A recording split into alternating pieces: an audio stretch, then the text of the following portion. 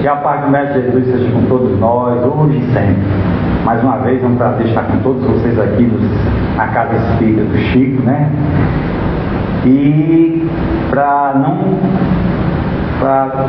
equacionar as dificuldades, as dores, as tristezas, as decepções, as glamuras da vida, mas sim para encontrarmos soluções viáveis do ponto de vista emocional, espiritual, não como um toque de mágica, mas sim pelo entendimento e a compreensão do que nós representamos aqui nesse planeta, né? O que nós representamos na vida. É isso? Então, só que me alegra é isso, porque aqui eu não sou só, nós aqui todos somos terapeutas e pacientes. Todos nós estamos trocando energias, né? E aprendendo. Não existem mestres aqui, não existem gurus aqui. Isso é logo uma norma da casa do Espiritismo. Isso não tem sacerdócio, não tem ninguém que responda por nós, né? Tem pessoas que se organizam e ali nessa organização vai fazendo com que todos possam se beneficiar com o conhecimento, com as verdades espirituais, dentro da mensagem messiânica do Mestre Jesus. Sim, ele sim é o Mestre. Todos nós aqui somos discípulos. Okay? Então, para iniciar, me dá alguns avisos que vocês já conhecem, às vezes chega uma alma desavisada e a gente dá esses avisos. Então, a Casa de Chico Xavier, a Casa de Caridade de Chico Xavier, ela funciona nas terças-feiras e nas quartas-feiras, certo? Nas terças-feiras, nós fazemos o estudo do ESG, que é o estudo sistematizado da doutrina espírita, que é logo no primeiro horário, que é de 8 a... Não, de 7 a... Não, de 8 a... De 8 até as 8h40, 8h50, por aí. É porque eu confundi aqui o diálogo fraterno. Então, depois do ESG, tem o segundo tempo, o segundo horário, que é o mediúnico.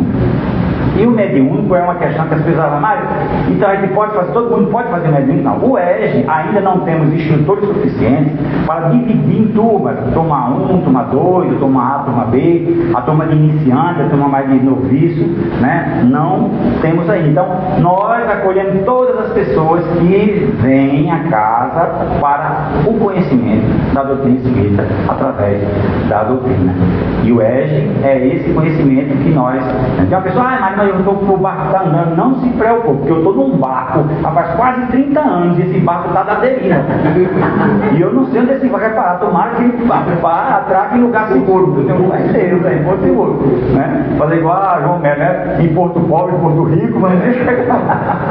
Então, não se preocupar com isso, porque eu vou pegar no meio do caminho, não. Você vai estudar o livro do Espírito várias vezes, muitas vezes. Enquanto desencarnar, ainda vai estudar de novo. Eu estudei 15 anos, ainda falta 30 reencarnação para você estudar o livro dos Espíritos, porque a gente não conhece tudo. O próprio Evangelho, a gente vai ver o Evangelho, lê na tristeza, lê na alegria, lê na dificuldade, lê de perna para baixo, lê de cabeça para baixo, de perna para cima, de frente para trás. Quando vai olhar, rapaz, eu não sabia disso aqui, né? Eu não tinha prestado atenção nisso aqui, certo? Então não se preocupe com o tempo, com o andar da carruagem. A carruagem está andando e a gente está pulando, vai para a carruagem de novo, pula, depois volta, e é assim. Não se preocupe com, porque eu não estudei ainda, porque você já está lá na frente. Não é assim. E aqui nós não estudamos tomos, nem apostila, nós estudamos a doutrina em si, dentro dos livros que a codificação nos oferece, né? Então venham estudar conosco. Podem vir às 8 horas nas terças-feiras, as portas estão abertas. Agora, mas o tempo fala tão alto. Então, no segundo tempo, né, é o estudo mediúnico. Então, o estudo mediúnico já exige mais do aluno um conhecimento maior. Mas a mediunidade, ela não exige conhecimento, não. Ela é uma faculdade orgânica, né? E a pessoa, de repente, aflora essa mediunidade Sim, é verdade. Mas, contudo, ela precisa do conhecimento. Quando a pessoa chega na casa espírita com a mediunidade aflorada, eu estou vendo, eu estou escutando, eu estou ouvindo, eu estou falando, eu estou recebendo, eu estou dando, estou fazendo toda a qualidade de coisa, né? Aí a gente faz tudo bem. Agora vamos fazer o seguinte, vamos fazer um tratamento. Vamos fazer aqui um reajuste nessa áurea, nessas emoções. Às vezes a pessoa precisa até de uma orientação médica, do psicólogo, do psicoterapeuta, para fazer a coisa melhor, certo? Mas a casa espírita ajuda por demais. E a gente não pode de imediato pegar a pessoa, botar numa sala mediúnica para ela receber espírito, para ela fazer isso. Não, é fazer o que Kardec fala, é o laboratório do mundo espiritual. No laboratório de química, já a pessoa, você botar uma pessoa que não entende nada de química, ela vai chegar lá num tubozinho lá e tem assim, H2O, é água, né? Mas se ela não souber dar só, chegar H2SO4, é ácido sulfúrico, tem a mesma cor, não tem cheiro, é insípido, inodoro e incolor, ela vai tomar e morre na hora. Então, é um prejuízo pegar uma pessoa e jogar ela numa mesa mediúnica, ou no estudo mediúnico, quando já está andando para ela, exercer a mediunidade, é colocar um cavalo sem o cavaleiro dirigir ele, ficar destrambelhado e fazer vários acidentes. Então, a pessoa estuda primeiro a mediunidade, faz o tratamento da questão da sua desregulação da mediunidade, porque logo no início a pessoa fica meio perturbada, né? Às vezes vai para médica, para psicólogo, psiquiatra, toma remédio controlado, faixa preta, faixa roxa, o cara passa das faixas tudinho, né? E o centro espírita orienta, é justamente que tem um diálogo fraterno, para orientar. O diálogo fraterno não é nenhum confessionário não, gente, é uma sessão dentro da casa espírita de encaminhamento, para dizer, olha, você está precisando disso, você está precisando do evangelho no lar, está precisando de escutar a palestra pública, água fluidificada, está precisando de desobsessão. É isso que serve o diálogo fraterno, certo? Que a gente vai falar já já. Mas de imediato, eu queria logo ir para o estudo mediúnico. Não, vamos estudar primeiramente o ESD, a doutrina espírita, aí depois a gente vai para o mediúnico. Está entendendo? Eu quero. Não é querer, é uma questão de lógica e de segurança para todos nessa questão, certo? Aí, se uma pessoa chegar e disser assim, Mário, eu estudei 10 anos no Rio de Janeiro, 10 anos em Salvador, 10 anos em qualquer canto aí, eu já conheço a doutrina espírita, aí a gente compra carência, a gente tem que comprar carência, não tem problema. Se a pessoa já estudou a doutrina espírita, não tem como negar. Quando ela estiver nas aulas, ela vai demonstrar sim que conhece a doutrina espírita, né? Porque tem pessoas que falam, eu conheço a doutrina espírita, daqui a pouco vem falar de outras coisas, então não conhece, ela teve uma informação, alguém disse a ela, aquilo ali é diferente da pessoa que conhece, né? Conhecereis a verdade e ela vos libertará, ok? Então venha estudar conosco, e com o tempo, 6 meses, 8 meses, 1 ano, dependendo da avaliação da pessoa, a pessoa passa para um mediúnico, e ali dentro daquele próprio estudo ela vai segurando, vai vendo, vai demonstrando, e aí vai aprendendo, vai normalizando, vai controlando, e a principal palavra que se chama, não é desenvolver a mediunidade, é educar a mediunidade, porque mediunidade não se desenvolve faculdades parapsíquicas, sim, aí desenvolve, certo? Telepatia, telecinergia, tudo isso você se desenvolve. Agora, mediunidade educa-se, certo? Isso é nas terças-feiras. Nas quartas-feiras, né, começa a reunião pública às 8 horas, até aqui que eu me enganei. Mas a casa já abre às 7 horas, de 7, 10, 7 e 15, há a sessão de encaminhamento, que é chamada de diálogo fraterno. Quem precisar de querer conversar com a pessoa, querer entender um pouco do espiritismo, como a casa funciona, o que está acontecendo às vezes com ela, aí aquela pessoa que está ali vai conversar com ela e dar umas pinceladas daqui e dizer, olha, vai fazer aqui, você vai fazer assim, vou levar você para o seu nome para a reunião de obsessão, para a mesa de desobsessão, bote seu nome no livro dos desencarnados, certo? Bota o nome de quem você acha que pode estar perto de você nos desencarnados, isso, e passe água fluidificada, esse é o tratamento, certo? Aí vai se dar o desenvolvimento, o encaminhamento para se fazer isso aí, pronto. Aí a partir das 18 horas, aí começa a nossa sessão, 20 horas, às 20 horas começa a nossa reunião pública, e aí é que vai o exórdio, que é a entrada, é colocado o tapete para nós, os espíritos virem, a evangeloterapia, né? Depois tem os passes. Dentro da sala tem os médicos que vão fazer a obsessão e depois a água fluidificada. E só é isso. Não tem mais nada, não tem nada de maravilhoso e civilino, certo? É tudo lógico, exato e racional, certo? Assim, venhamos para cá para estudar, conhecer, se melhorar e uns com os outros trocar as energias e nós podemos regular o nosso campo energético, regular a nossa conduta na vida, regular o nosso pensamento e com certeza nós vamos melhorar. Ok, pessoal? Então é um prazer imenso estar com todos vocês aqui. Gosto que todos participem, né, das nossas reuniões e venham confraternizar conosco nos estudos e em todos os trabalhos que a casa oferece. E tem trabalho para todo mundo. É lógico que não vai, eu queria ser médio disso, aquilo, outro, na casa espírita, gente. A primeira coisa que nós temos que aprender é uma marca certeira de Jesus que ele ensinava, é a humildade. Tem pessoas que distribuem água fluidificada numa casa espírita, é muito mais equilibrado do que quem está fazendo palestra, do que quem está recebendo médico espiritual, quem está dando passividade. Isso é uma coisa que é notória e real dentro das casas espíritas, certo? Então, porque eu queria ser isso. Maria, em casas espíritas maiores aí, tem gente que disputa, briga, porque eu quero receber um médico espiritual e tem que ser um doutor bom, se não for um doutor bom, não quero.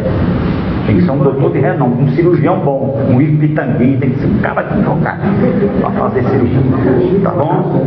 Então, não é assim. O trabalho feito com boa vontade, com desprendimento e sem interesse pessoal, qualquer que seja ele, até varrei a casa espírita, esse é o trabalho que a espiritualidade vê e esse vai ser o seu tesouro no céu. Com a humildade e com o espírito de serviço e de bom ânimo. Ok, pessoal? Não vamos confundir que a casa espírita vai se formar guru, vai se formar paranormais extraordinários aí que vai ficar descobrindo as coisas, fazendo isso e outro, que não é assim. Ok? Então agora vamos começar a nossa reunião propriamente dita, né? Passar para o nosso irmão Diego, que vai fazer o exórdio da tarde, dessa noite de hoje. Da tarde de hoje. Boa noite a todos, sejam bem-vindos ao centro, que Deus abençoe todos nós. O exórdio de hoje é do livro Pão Nosso, de Chico Xavier pelo Espírito Emmanuel, a lição 146. O título é Seguir a Verdade.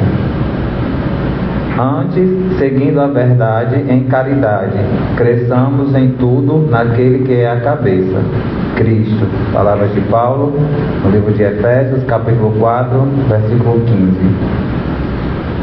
Porque a verdade participa igualmente da condição relativa. Inúmeros pensadores enveredam pelo negativismo absoluto, convertendo o materialismo em zona de extrema perturbação intelectual. Como interpretar a verdade, se ela parece tão esquiva aos métodos de apreciação comum, alardeando superioridade? O cientista oficioso assevera que o real não vai além das formas organizadas, à maneira do fanático que só admite revelação divina no círculo dos dogmas que abraça. Paulo, no entanto, oferece indicação proveitosa aos que desejam penetrar o domínio do mais alto conhecimento. É necessário seguir a verdade em caridade, se o propósito de encarcerá-la na gaiola, sem o propósito de encarcerá-la na gaiola da definição limitada. Convertamos em amor os ensinamentos nobres recebidos. Verdade somada com caridade apresenta o progresso espiritual por resultante do esforço, sem que atendamos a semelhante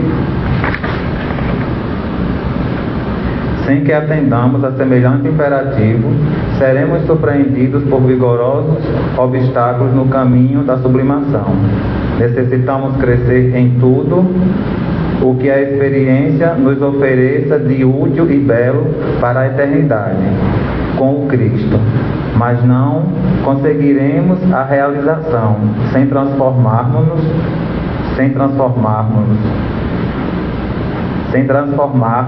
diariamente a pequena parcela de verdade possuída por nós em amor aos semelhantes. A compreensão pede realidade, tanto quanto a realidade pede compreensão. Sejamos, pois, verdadeiros, mas sejamos bons. É interessante que a gente percebe na atualidade que todo mundo quer ter a razão de tudo. Eu não admito que eu seja o errado do rolê. Eu tenho que ser o certo.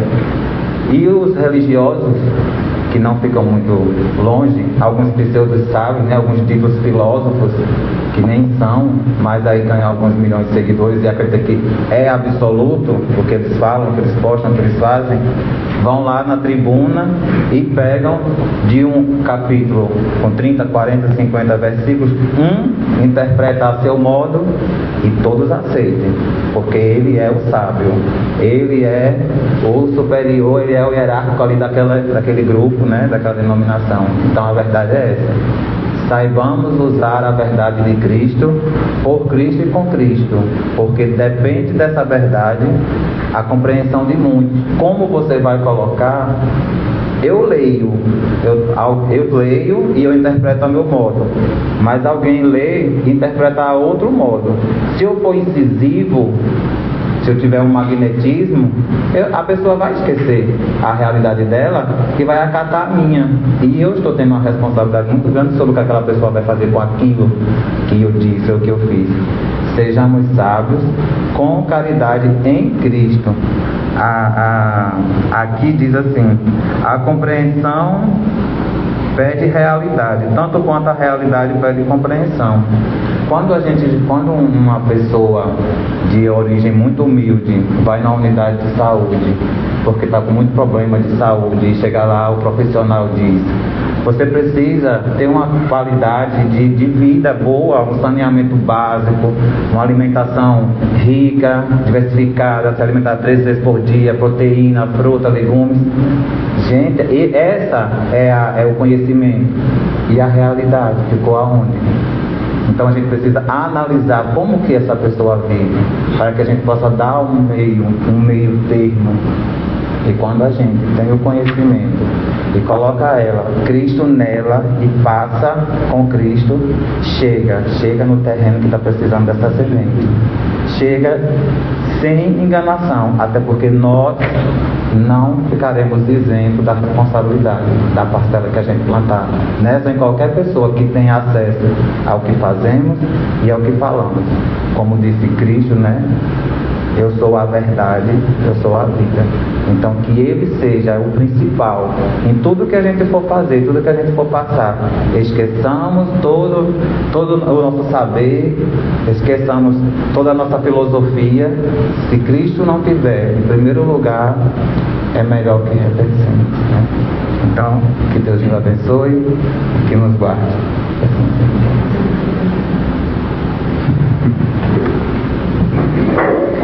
É isso, meus irmãos. É por isso que a etiqueta de Jesus, né, o Cristo, né, Jesus Cristo é o sobrenome dele, mas Jesus ou Cristo, Paracleto, né, justamente é isso, é desinteresse pessoal, né? Desinteresse pessoal. Procuremos a verdade, que ela vai nos libertar, mas dentro dos padrões da caridade, que isso aí é que nos salva, ok? Agora eu convido a todos a fechar os olhos ou não, mas tirar os pensamentos negativos, tentar esquecer as querelas, as truculências do dia, né? As preocupações, né, que tanto nos afligem, e possamos pensar um pouco em Deus, em Jesus, no bom e no belo, e assim erguer a nossa voz e principalmente o nosso pensamento, dizendo: Senhor Jesus, mestre, irmão e amigo, mais uma vez nos encontramos aqui nessa casa de orações e trabalho para te rogar, te pedir o teu amparo, o teu apoio para todas as nossas dificuldades,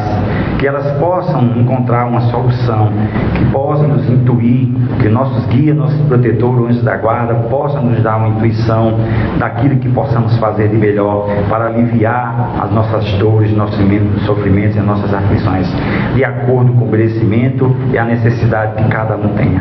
E por acréscimo de tua misericórdia, Senhor, ajudai a todos que nesse momento estão em choro e ranger de dente, nos hospitais, nos presídios, nas penitenciárias, nos logadores, nas favelas, nos manicômios, em qualquer canto onde haja dor e ranger de dente, que os teus prepostos possam levar um pouco de paz e alívio para todas as dores, assim seja.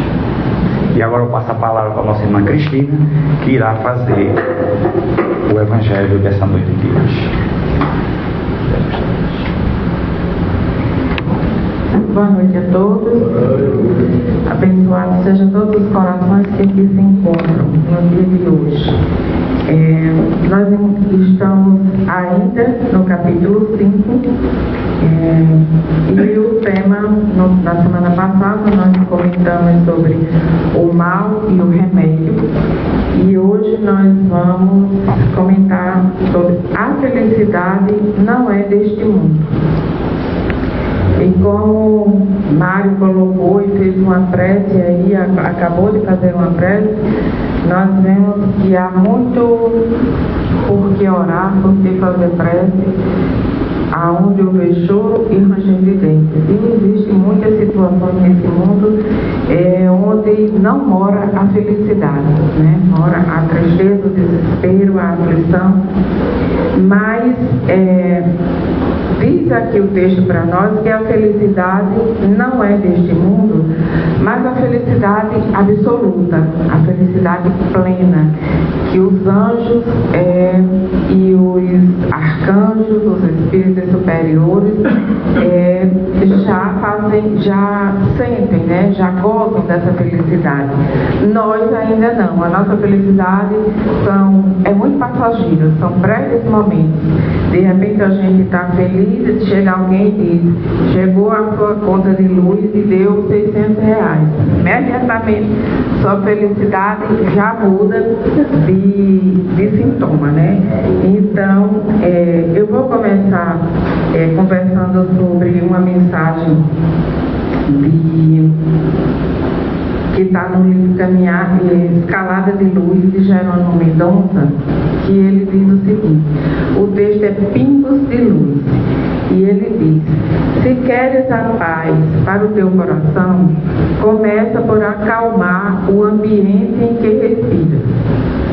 Se almejas a felicidade, toma um lugar no comboio do bem, viajando ao encontro do próximo, deixando com ele uma pequena fatia da tua alma.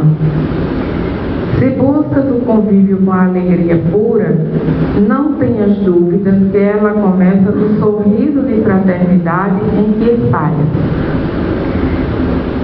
Ao afagares a cabeça de teu filho, pensa naquelas outras crianças que não têm pai e que vagueiam sem rumo na floresta da vida. Se a estrela ilumina o quarto escuro da noite, a flor plantada no chão é um poema de imortal beleza a falar-te de Deus. O egoísmo resseca o espírito, tornando estéril a vida. A caridade é uma chuva que abençoa o deserto mais árido. Mais fascinante que ir à lua é viajar de encontro às necessidades do vizinho para ser útil. Para viver no plano espiritual com relativa felicidade, será preciso ter sabido viver na terra o exercício do bem permanente. Não é preciso ser poliglota para abençoar alguém em penúria de espírito, como não é preciso ser botânico para admirar uma rosa. Por isso, asseverou Allan Kardec com propriedade: fora da caridade não há salvação. Então, nesse texto, nessa reflexão, né, Jerônimo traz para nós importância do que é felicidade, como se conquista a felicidade, como se chega nesse estado de espírito. Primeiro, se você quer ter a paz, quer ter uma felicidade, você tem que acalmar o ambiente aonde a gente respira. Então a gente tem que ser aquele motivo de calma, tem que ser aquela voz de amor, de doçura, de compaixão, para que o ambiente se torne propício. Se você é aquele furacão que já chega trazendo confusão, esbravejando, falando alto, reclamando de tudo, você contamina, desorganiza todo o ambiente e aí nunca existe a possibilidade, né, de reinar a felicidade. E o texto propriamente do Evangelho começa dizendo para nós: não sou feliz, a felicidade não foi feita para mim, exclama geralmente o homem em todas as posições sociais. Isso, meus caros filhos, prova melhor do que todos os raciocínios possíveis a verdade desta máxima do Eclesiastes: a felicidade não é deste mundo. Com efeito, nem a fortuna, nem o poder, nem mesmo a juventude florescente são as condições essenciais para a felicidade. Digo mais, nem mesmo a reunião dessas três condições tão desejadas, uma vez que se ouve sem cessar, no meio das classes mais privilegiadas, pessoas de todas as idades se lamentarem amargamente de sua condição de ser. Diante de tal resultado, é inconcebível que as classes laboriosas e militantes invejem com tanta cobiça a posição daqueles a quem a fortuna parece ter favorecido. Neste mundo, qualquer coisa que se faça, qualquer um tem a sua parte de trabalho e de miséria, seu quinhão de sofrimento e de decepções, de onde é fácil chegar à conclusão de que a terra é um lugar de provas e expiações. Se a terra é um lugar de provas e expiações, nós não podemos de forma alguma esperar uma felicidade plena, uma felicidade absoluta. Nós vamos ter sempre momentos de felicidade e momentos de tristeza, vamos estar sempre como quem está se afogando, né? Sobe, respira, uma alegriazinha, depois desce, mergulha no lodo e começa a lutar de novo para subir. Então, se é um lugar de provas e expiações, em outra parte do Evangelho diz para nós que a terra é considerado um hospital para uns, penitenciária para outros. Então, aqueles que vieram com as suas provas a expiar é uma penitenciária. Para aqueles que vieram com seus problemas de saúde físico, problemas mentais, é um hospital. Então, aqui é onde se trata todos esses problemas. Mas, desde que o mundo é mundo, desde que se entende o mundo, os grandes filósofos já estudavam, já procuravam falar e explicar a felicidade. Porque uns têm felicidade e outros não têm. Porque pessoas, às vezes, muito simples, que quase não tem nada, que você olha e diz: meu Deus, que simplicidade, não tem quase nada. E a pessoa sorrindo, feliz, satisfeito, conformado com a sua situação, não está ali aventurando, invejando, ambicionando o que o outro tem. Ao contrário de outras pessoas que a gente sabe que já tem muito e mesmo assim ainda quer mais, e se puder dar um trampiquezinho aqui, outro ali, passa a perna até nos amigos para aumentar ainda mais o seu poder e a sua conta bancária. Então, a felicidade é um tema que vem se debatendo, né, ao longo da história da humanidade, e é um desejo de todos. Quem é que não deseja ser feliz? Todos nós temos esse desejo, mas é uma conquista de poucos. Muito poucas pessoas alcançam a felicidade. Então, é possível possível no nosso mundo a gente ser feliz o tempo todo, sempre, sem nenhum problema? Vocês acham que é feliz? A felicidade é momentânea aqui na Terra? Com certeza, né? Todos nós temos durante o dia momentos felizes e momentos de tristeza. Mas nós sabemos que também, como diz o Evangelho lá no texto da paciência, que eu tanto memorizei, as graças, se a gente observar, as graças são maiores do que as dores. Porque se as dores, se a gente vivesse o tempo todo na tristeza, na aflição, na infelicidade, a gente não ia conseguir, né? Não ia sobreviver. Mas tem os momentos de alegria, de felicidade, para que possa ser compensado os momentos de aflição. O Espiritismo explica que na Terra é impossível desfrutar de uma felicidade absoluta. A vida foi dada ao homem com o intuito de prova ou de expiação. Depende a cada um como vai viver e como vai abrandar os seus males. E pode ser feliz tanto quanto possível neste mundo. Existe possibilidades de felicidade? Existe sim. Não a felicidade plena, não a felicidade absoluta. Mas a gente pode levar uma vida de felicidade aqui sim. E os Espíritos ainda nos falam que a falta de observância das leis de Deus é um fator decisivo para nos afastarmos da felicidade nesse planeta. Então, cada vez que a gente se afasta da lei de Deus, nós estamos correndo para a agonia, a aflição, o desespero e, consequentemente, nos afastamos da felicidade. Entendemos que, ao cumprir as leis de Deus, o homem certamente encontrará a felicidade. Toda felicidade, portanto, toda infelicidade ou todo momento infeliz tem sua essência do não cumprimento das leis naturais ou das leis divinas. E lá no Livro dos Espíritos, na questão 614, diz que Kardec pergunta, né? Que se deve entender por lei natural? E os Espíritos respondem: a lei natural é a lei de Deus, a única verdadeira para a felicidade do homem. Então, é a lei de Deus. Aí você vai perguntar: e como é que eu vou saber qual é essa lei de Deus? Onde está essa lei de Deus?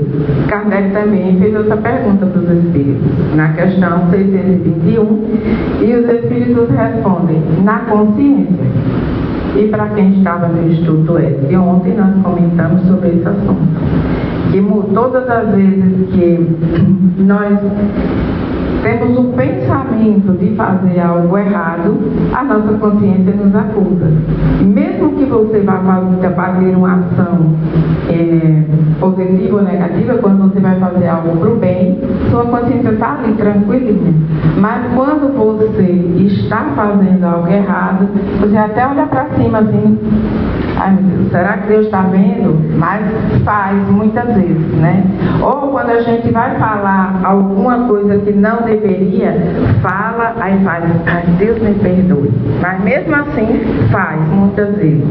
Então, está na nossa consciência, mesmo que você não tenha frequentado nenhuma igreja, nenhuma escola, não tenha recebido a orientação do Evangelho, seus pais não lhe orientaram em coisa nenhuma, mas está lá na sua consciência, bem guardadozinho. E quando você vai fazer algo nesse sentido, ela diz se está certo ou se está errado. E a decisão é sua. O livre-arbítrio está ali na sua mão. É um presente que você ganhou de Deus.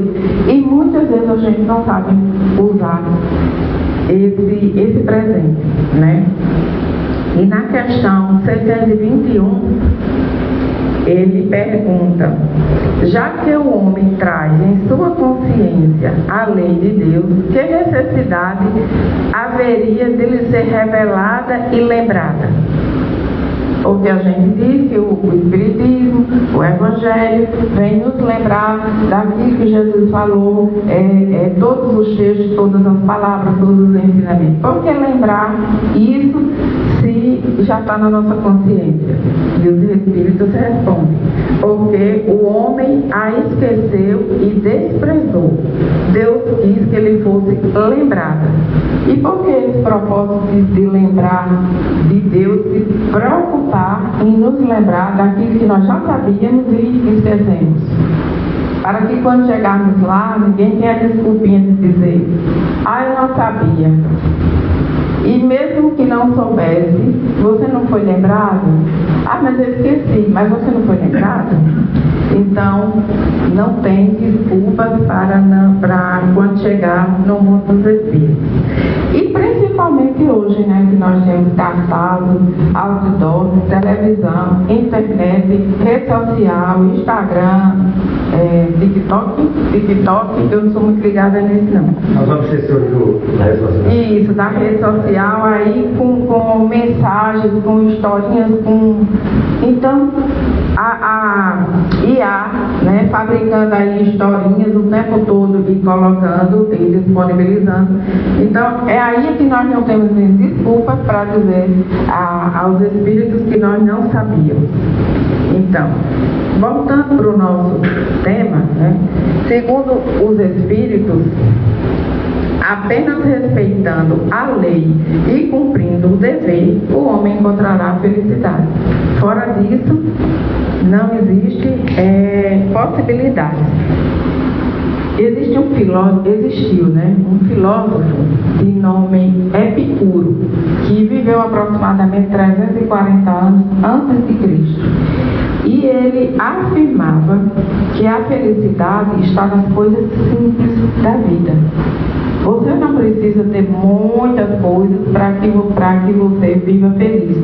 Ter apenas o necessário. E era isso também que Jesus nos ensinava.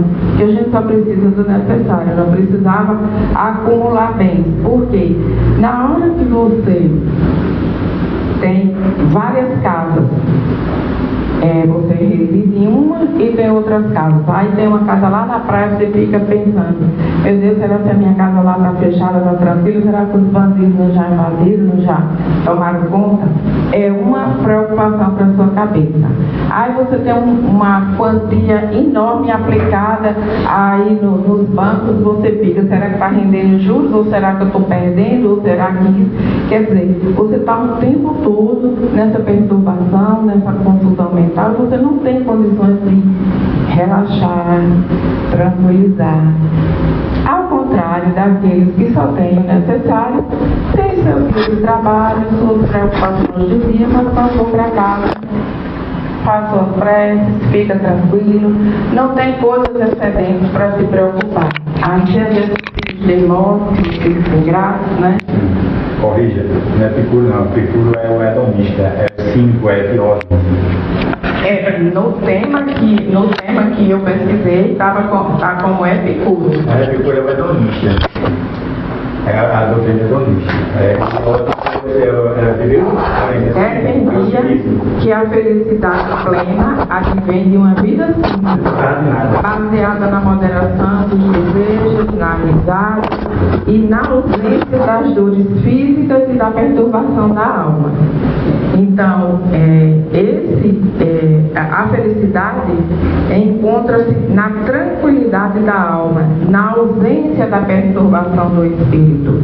Então, no momento que você está perturbado, que você está com sua alma em aflição, não tem como você alcançar um estado de felicidade. Está sempre naquela agonia, né? Então, toda infelicidade e perturbação da alma advém de quando o homem ultrapassa os seus limites. Se o homem segue a natureza, estará junto à felicidade, dizia o filósofo. E recomendou que o homem, para ser feliz, deve seguir a natureza, pois essa traçou limites do que é necessário para a nossa satisfação. A própria natureza nos ensina coisas coisas que muitas vezes o corre-corre do dia, ou muitas vezes nós deixamos de observar. Uma coisa interessante, quando houve o desabamento daquelas mineradoras de Mariana, assim, que matou muitas pessoas. Então, aquela lama com aquele minério lá, saiu arrastando tudo, cobrindo casas, matando pessoas. E levaram muito tempo de escavação para tentar descobrir o que ali estava. Então, nós dizemos, a natureza foi devastada pelo homem de uma forma muito agressiva. Mas essa mesma natureza, pacientemente, alguns meses depois, começou a se refazer. No meio daquela lama, no meio daqueles escombros, foi nascendo pequenos brotozinhos de planta, novamente reflorescendo, renascendo naquele lugar. Então, nós não temos o poder de destruir a natureza. Mas muitas vezes nós nos achamos nesse sentido, nesse poder, e achamos que podemos mais do que isso. Então, a própria natureza nos ensina que o tempo, dê um tempinho, se acalme, deixa as coisas se restabelecer, a poeira baixar e volta a florescer. Então, nós também, quando estamos metidos no meio dos problemas, das aflições, precisamos parar, serenar a nossa mente, acalmar o nosso espírito, para podermos alcançar o estado de felicidade. O livro dos Espíritos traz uma sinalização sobre a felicidade. Diz os Espíritos que a felicidade relativa aqui na Terra é possível. Relativa, não absoluta. Então, são os momentos, as temporadas felizes que muitas vezes nós passamos por elas. E ele diz que tem duas formas, né? Dois pontos que a gente pode observar, pelo lado material e pelo lado moral. Sobre o aspecto material, é possível ser feliz com a posse do necessário. A felicidade está nas coisas simples da vida. Porque quanto mais você tem, mais trabalho, mais preocupações, e isso não lhe traz uma tranquilidade.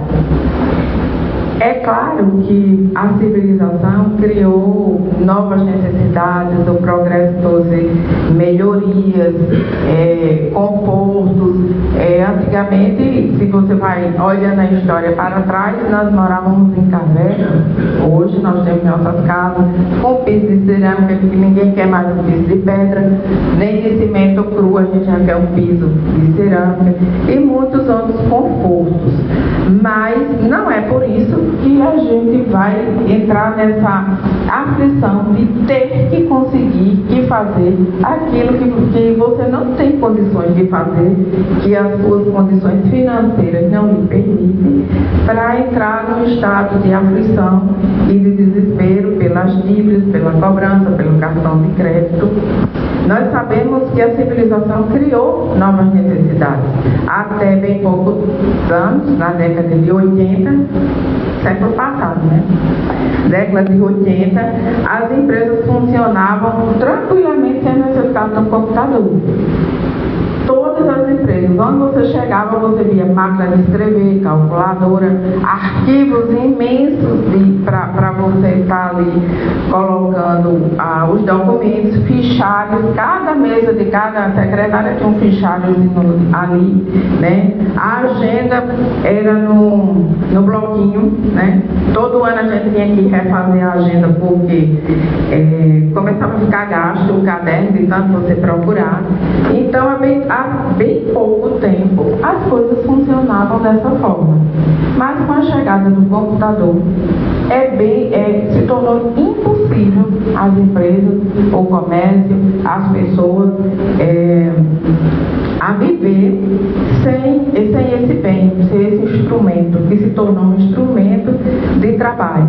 E se muitas vezes vezes a gente chega naquelas mercearias do interior onde não se usa o computador ainda, mas você vê que a coisa é bem primitiva, né? Você não tem condições de fazer um acompanhamento de estoque, uma programação do produto que você mais vendeu naquele mês, não tem como você avaliar isso, porque é na ponta do lápis, na anotação ali. Então, o computador trouxe essa benesse para nós. Mas com os avanços da modernidade, do computador, trouxe também consequências para a nossa vida. Porque o computador, enquanto era só esse instrumento de trabalho, estava funcionando muito bem.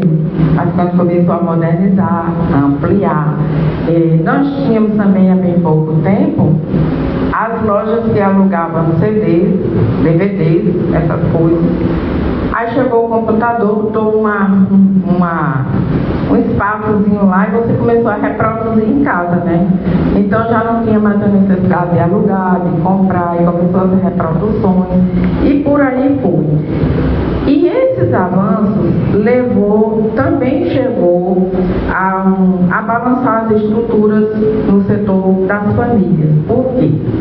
Porque até bem pouco tempo nós pensávamos como felicidade nascer, crescer, casar, ter filhos, comprar uma casa, ter um carrinho, um bom emprego, né, que lhe promovesse, tivesse condições de ascensão de carreira, você tivesse esse trabalho, trabalhasse toda a sua vida, né, chegasse ao momento de se aposentar, tivesse direito a um convênio de saúde que fosse razoável, a uma aposentadoria que lhe garantisse uma velhice tranquila, e tudo isso era o sonho que se tinha, que a gente tinha convencionado de chamar de vida feliz, uma vida tranquila. Mas nas últimas décadas nós fomos sacudidas pelas inovações e o cotidiano começou a virar do avesso, né? Pelo advento das redes sociais e seus filtros, né? Suas divulgações, que exibe pessoas em pleno estado de felicidade o tempo todo. Você abre as redes sociais, tem sempre as pessoas rindo, viajando, festejando, corpos perfeitos, maquiagens belíssimas, roupas maravilhosas, e para muitos isso é um horizonte inalcançável. Então, quando muitos jovens dentro da casa, das famílias, os pais não têm condições de lidar isso, como hoje nós comentamos um caso de um senhor que mora em Macaíba, e ele trabalha com roça, planta macaxeira. E ele vendeu, né, toda a sua safra de macaxeiras, que deu R$22 mil. E ele esperava com esse dinheiro viver o ano de 2026, plantando novamente e juntando dinheiro novamente. Só que para sua surpresa, a filha de 22 anos gastou os R$22 mil, cabelo, cílios, unhas de gel, roupas, sapatos. E quando ele buscou o dinheiro para renovar a plantação, não tinha. E como é que uma pessoa que trabalha com ASG precisa de unha de gel, cabelo, essas coisas todas lá dentro de Macaíba, numa comunidade que é quase um sítio? Então, rede social, vendo, cria aquela vontade de ter, de possuir, de ser igual, de fazer parte do grupo, de estar também podendo exibir alguma coisa, e de uma forma impensada faz esse uso indevido do dinheiro, que vai vai trazer consequências durante o ano inteiro, não só para o pai, mas também para ela, que vai passar situações difíceis. Então, nós temos e convivemos agora no nosso tempo com esse advento da internet, das redes sociais, e que é preciso que tenhamos uma mente amadurecida, que possamos refletir sobre tudo isso e saber conviver com isso, tirando de lá o que é útil e deixando o que não nos serve. Então, é dessa forma que nós devemos conviver com as modernidades, porque não adianta dizer, mas no tempo do meu avô, no tempo do meu bisavô, não vai voltar. O mundo está sempre avançando, e a gente tem que aprender a lidar com o que é moderno, com as coisas que vêm a cada dia, e não adianta brigar com isso. É sempre um passo para frente. Nós é que temos que aprender a lidar com essas situações. Então, no estudo também, eu vi que Freud, o pai da psicanálise, né, ele, falando, estudando sobre a felicidade, ele falou que, ao examinar o intelecto, né, humano, deixou uma frase que se viralizasse, como é comum, né? Você publica alguma coisa na internet e de repente todo mundo vê, e se viralizasse nos contatos atuais, poderia ajudar a baixar a ansiedade geral, né? Porque ele diz: a felicidade constante é uma ilusão inatingível. Então, você nunca vai ser feliz o tempo todo, nunca vai ter sempre momentos de felicidade. Vai ter sempre alternâncias na felicidade. Portanto, ficar feliz com o necessário também não é voltar ao tempo da idade da pedra, né? Mas saber aproveitar as coisas para que as coisas não aproveitem você. Porque muitas vezes você se vê tão dominado pela parte material que chega a um ponto de ficar sufocado, dessas coisas lhe dominarem. Não só você dominar, mas as coisas lhe dominam. E quando saímos do campo da necessidade real, iniciamos o progresso do afastamento para o que é simples, e corre o risco de comprometer a sua felicidade, porque gera necessidades irreais, supérfluas, e por isso julgo que só serei feliz quando delas tomar posse. Muitas vezes a gente tem esse pensamento: eu desejo demais, e só vou ser feliz no dia que eu conseguir realizar isso, que eu conseguir comprar, ter. Mas nós sabemos que o ser humano é um ser também, a psicologia explica, insaciável. Você fica naquela luta permanente para, eu queria tanto aquele celular que custa 3 mil, 4 mil, até uns que custam 10 mil, né? Que eu nunca vou comprar isso. E quando você consegue, faz o sacrifício e compra o celular, primeiro e segundo dia uma alegria danada. Você mostra, Aí quando deixou de ser a novidade, aí você já passa a desejar outra coisa. Já perdeu o sentimento que a dívida ainda esteja no cartão, já saiu do seu desejo atual. Você já passa a pensar em outra coisa, a querer outra coisa. E quando isso também você consegue essa outra coisa, já gera outro desejo, e assim nós somos insaciáveis. Então devemos controlar nossa mente para o que é necessário, para o que é essencial. Eu digo isso porque aconteceu um caso comigo que me trouxe uma grande lição. Eu tinha uma bolsa de andar no dia a dia quando ia para o comércio, e uma bolsa quando ia para os clientes. né? Para aparecer, mas um pouquinho melhor. E quando eu ia muito no Alecrim, nesses Bom Pastor, que eu ia para as costureiras, eu sempre com a bolsa mais velhinha. E tinha essa outra melhorzinha quando ia para os clientes. E um dia, um cliente me fez pagamento de um fardamento em dinheiro. Nunca ninguém fez. Sempre faz uma transferência, um Pix, alguma coisa. Na época não tinha Pix, era só transferência. Mas nunca fazia dessa forma. E nesse dia ele fez pagamento em dinheiro. E eu botei na bolsa nova, né? Só que meu sogro estava internado no Hospital do Coração, meu filho vinha em São Paulo para ver o avô, que estava bem doente, já se encaminhando para desencarnar.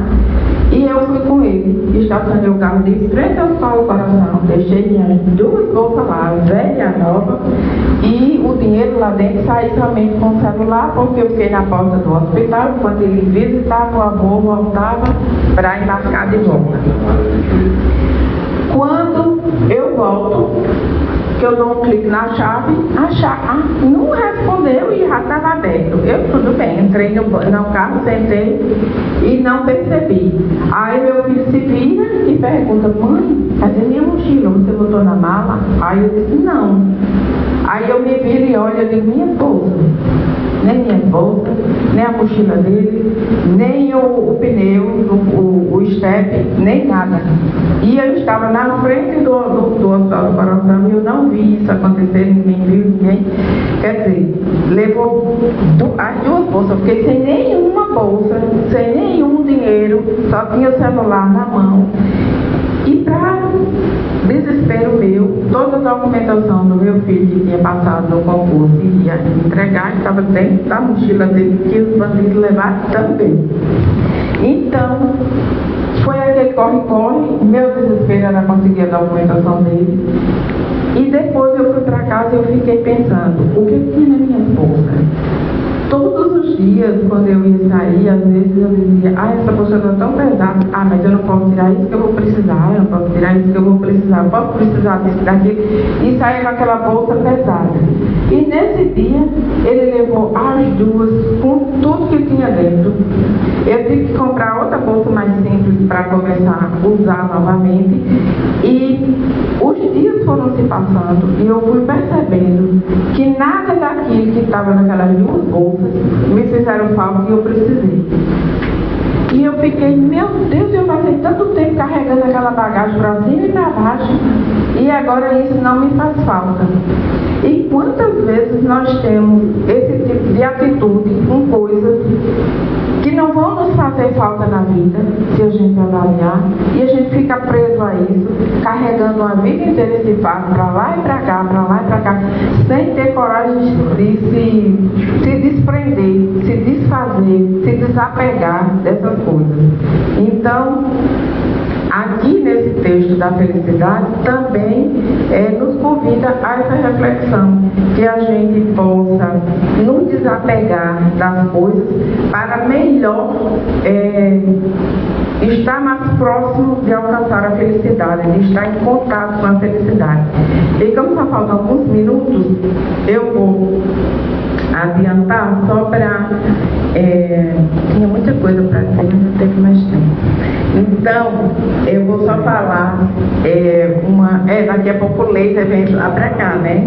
Então, Chico Xavier fala numa entrevista em 1979, eu acho, no rádio, uma pessoa pergunta se ele pudesse dar um conselho sobre felicidade, o que ele diria? E ele disse o seguinte: se pudéssemos aconselhar sobre a solução do problema da felicidade, diríamos que o trabalho em nossa vida deve ser constante, que só devemos repousar com pausa de refazimento das nossas próprias forças, que o espírito de férias, o espírito do repouso, o espírito do descanso, descanso devia ser considerado apenas para uma pausa unicamente para a restauração de nossas energias, porque trabalhar servindo, trabalhar fazendo bem é realmente o único caminho para a real felicidade. Então, nada de descanso, né? Nada de sossego. E como o Emmanuel era duro com ele, né? Disciplina, vamos trabalhar. O olho está sangrando, mas você não tem outro não tá bom, então vamos trabalhar. Então, nesse mesmo sentido, tem o Evangelho também que diz para nós que o nosso único intuito aqui na Terra, da nossa chegada, da nossa vinda para esse planeta, é a nossa reforma moral. A gente modificar, curar das nossas mazelas que nós trazemos, né, nossas bagagens, e se refazer para a vida futura. E a felicidade, e Chico Xavier, num livrinho lá sobre as dores, o sofrimento, alguma coisa assim, ele fala que o que tranca a porta para a felicidade entrar, o que tranca a porta para a felicidade entrar é você achar que não merece ser feliz. Afirmou que a felicidade, para entrar, precisa encontrar as portas abertas. Ela não entra em portas trancadas. E para o que é que tranca as portas para a felicidade? É achar que não merece ser feliz, é esperar pela felicidade perfeita, não ver a felicidade, não conseguir enxergar a felicidade onde ela já existe, não aceitar a vida como ela é, acreditar que a felicidade sempre depende de um acontecimento futuro, está o tempo todo esperando que ela chegue, não ser grato pelo que se tem e sempre reclamar do que não tem ainda, e deixar de ser útil à vida, vivendo exclusivamente para si mesmo. Nós temos sempre amar ao próximo como a nós mesmos. E você? O que é que está trancando a porta da sua felicidade? Muitas vezes nos agarramos ao sofrimento na triste ilusão de que teremos a afeição, o cuidado do outro, o compadecimento do outro, e com isso deixamos de perceber que a graça divina precisa encontrar nossa alma de portas abertas. Somente assim ela consegue habitar e somente assim nós conseguiremos encontrar a felicidade.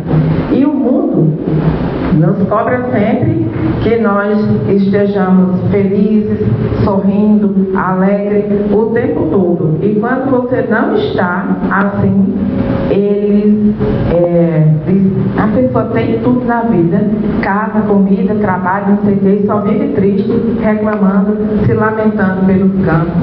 Então, procure um psiquiatra, procure um médico, trate-se, tome um remédio, melhore, mas o mundo cobra sempre que a gente esteja feliz.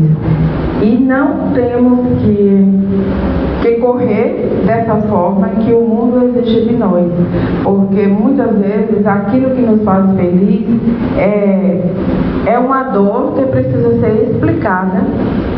E como o próprio Evangelho diz, a gente não consegue aceitar aquilo que a gente não consegue compreender. E aquilo que é a felicidade precisa ser trabalhado dentro de nós, precisamos entender, compreender de onde vem, por que acontece, para que a gente possa se curar.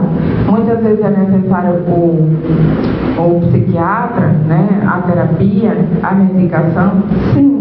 Muitas vezes é uma questão de um ajuste de alguma substância no nosso organismo. Mas na grande maioria a gente precisa conversar, entender, compreender para poder vir a cura. E só para finalizar, né, o laser já me atingiu, não é uma receita de bolo, mas apenas para que a gente possa recapitular alguns pontos, né, sobre como é que eu encontro a felicidade. Quando eu procuro o prazer nas coisas simples, ter ter a posse somente do necessário, reflexões nas partes tristes da minha vida, fazer essa elaboração do que a gente chama o luto, né? Porque a tristeza é sempre um luto, alguma coisa que você perdeu, que você não tem, que você não compreende. E a fé no futuro, porque sem a fé no futuro, sem a fé em Deus, a gente não chega a lugar nenhum. Obrigada, até a próxima. Vamos agradecer ao nosso irmão Cristinho, né, por essas exposições, pelas reflexões, e como ela estava falando daquela história, né, das coisas que tinha, e se nós olharmos bem para nós outros, do mesmo jeito, né, nós fomos viciados em querer, em ter tudo. Nós usamos o pronome de possessão, né, meu, tudo é meu. A gente até médico, meu médico, né, meu filho, minha esposa, tu tem esposa, meu marido tem marido, meu carro, meu dinheiro. Aí a gente pode começar a pensar, o que é que leva daqui? Nada, nem um pouco. Nada, nem um pouco. Minha vida, minha casa, minha vida, nada disso vai levar. Então, a felicidade ela só vai se fazer presente em nós quando nós temos essa compreensão. É claro que nós vamos dizer assim, fazer como eu estava falando da filosofia trágica, né, que é com Epicuro, com Diógenes, né, que Diógenes, que era do cinismo, ele dizia assim, para ter felicidade não precisa ter nada. Porque se você ter alguma coisa, alguém tirar, você vai ser infeliz. Então, a felicidade é não ter nada. Mas não é isso. Nós precisamos sim das coisas para viver. Nós precisamos da matéria para viver. Não tem problema você ter dinheiro também. Não, nenhum. O problema é você ser escravo do dinheiro, né? Aquele ditado da Grécia, né? Eu tenho uma moeda, mas não quero ser escravo de duas, né? Eu tenho uma, quero ter uma, mas não quero ser escravo de duas. Essa é a grande questão.